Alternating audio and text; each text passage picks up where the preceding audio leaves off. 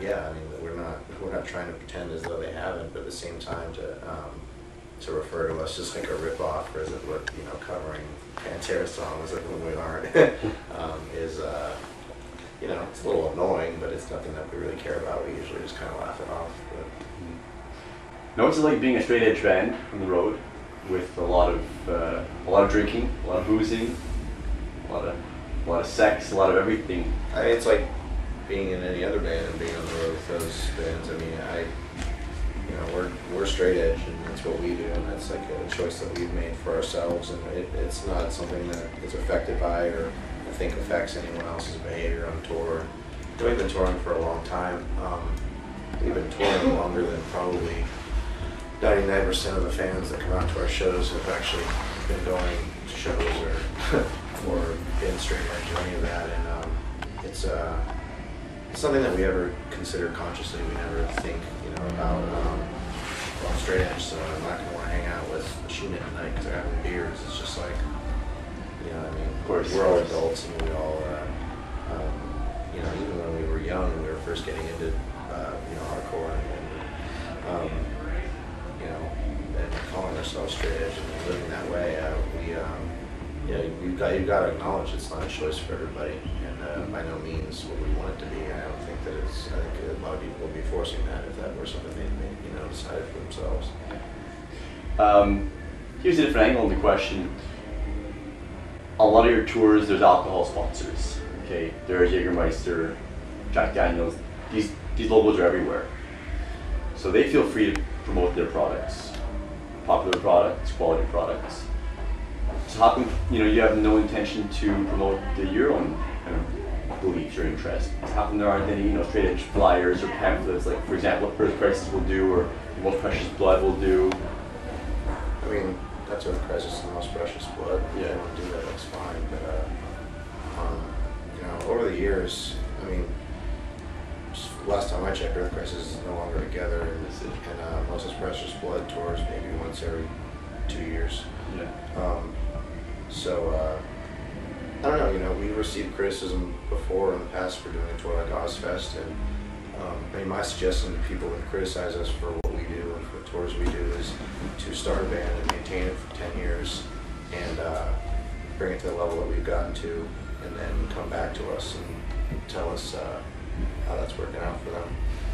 Because I don't see any other bands that are doing that. And yeah, no, I mean, we have our own approach to, you know, our message and what we believe in, and evidenced by, and I know this isn't something that is, you know, shared with everybody, is the amount of kids that we get that come to us by email or in person or by handwritten letters from everywhere, from, you know, rehab facilities to jails to whatnot, explaining how much our lyrics have done for them in one shape or form. And you know, we've never been the band that has, you know, handed out flyers or pamphlets. And to be honest with you, I think anybody in this day and age, if they think that handing out literature at a festival like Ozfest is the answer to getting our message across, then they have their head so far up their ass they don't know what they're doing to begin with. That's not how people respond to it. And to be honest with you, if I wanted to push a message by, you know, handwritten literature, why bother writing songs about things? I might as well, you know, if they want handwritten literature, they can open up our record and they can read our lyrics. Your 5 favorite bands? Machine Head's definitely on my list.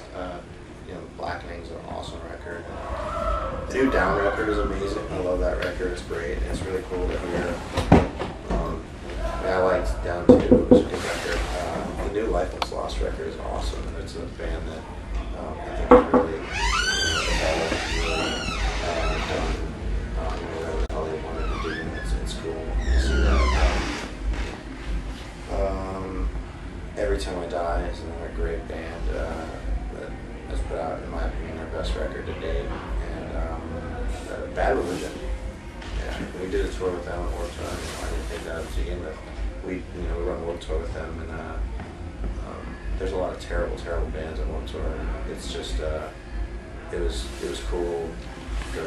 The small handful of bands that are, you know, it's what they love and not because they want to buy a S-Class Mercedes.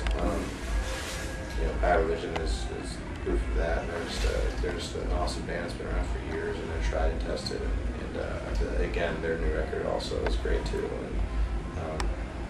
And so I'd say those 5. I'd like to see that. I mean, there's a lot of bands that a lot of older bands I wish would put out more records. And for example, I wish that Earth Crisis would come back and do another record. I guess I'll believe it when I see it. Yeah, that would be cool. There's bands too that like. It's funny though, there's certain bands that I don't think should put out more records. One of my favorite hardcore bands is Unbroken, and I love them. And they're a band that it was a time and a place thing for me where they, got me involved in hardcore and got me excited about it. But I think that doing another record would necessarily. It's not necessary, I'm not saying they have any plans to, but there's just bands like that I think that Chokehold doesn't need to put out another record. They're a cool band and whatnot, but I don't know. It would be cool to hear another Marauder record or another Crisis record. Last question, topic of downloading. How do you feel that it's affected your band in a positive or negative way?